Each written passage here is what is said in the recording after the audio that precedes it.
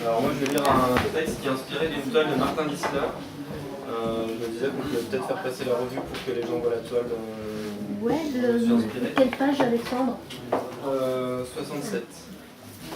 Ça vaut peut-être le coup t'expliques un peu la discipline de ce type de numéro, ce numéro spécial. Page 67. Pascal.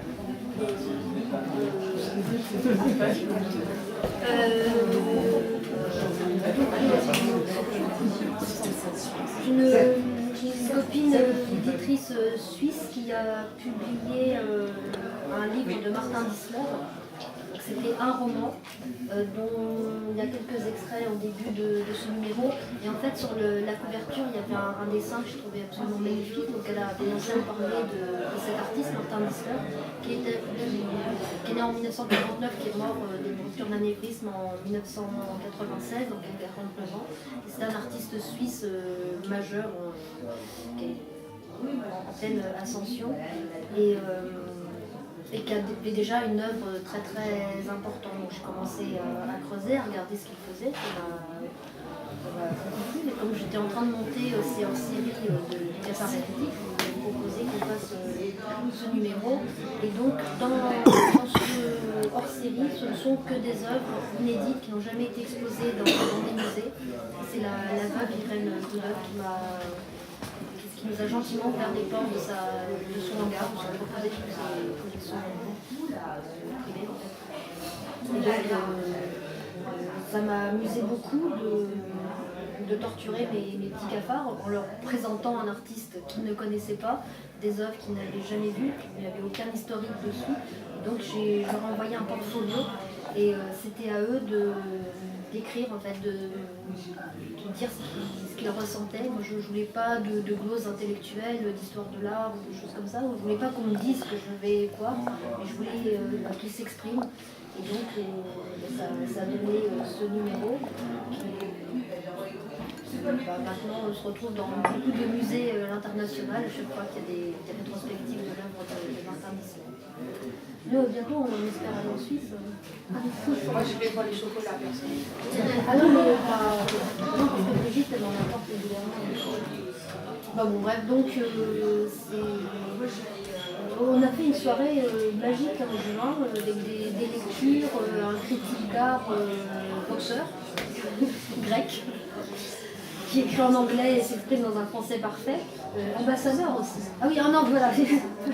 Non, ambassadeur de Grèce également. C'est lui qui monte dans Démosthène d'Alétas. Ah non, mais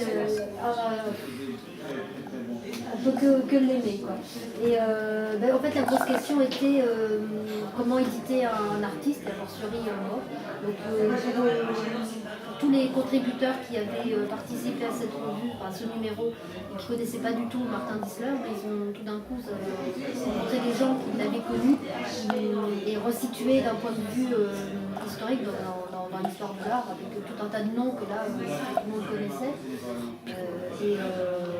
Ça redonnait un peu de l'importance à cet homme. Donc, la prochaine rétrospective a lieu, il y en a une actuellement en Italie, la prochaine a lieu à Coire, en Suisse. On a enfin trouvé un lieu où exposer sa toile, sa dernière œuvre, qui fait 100 cm.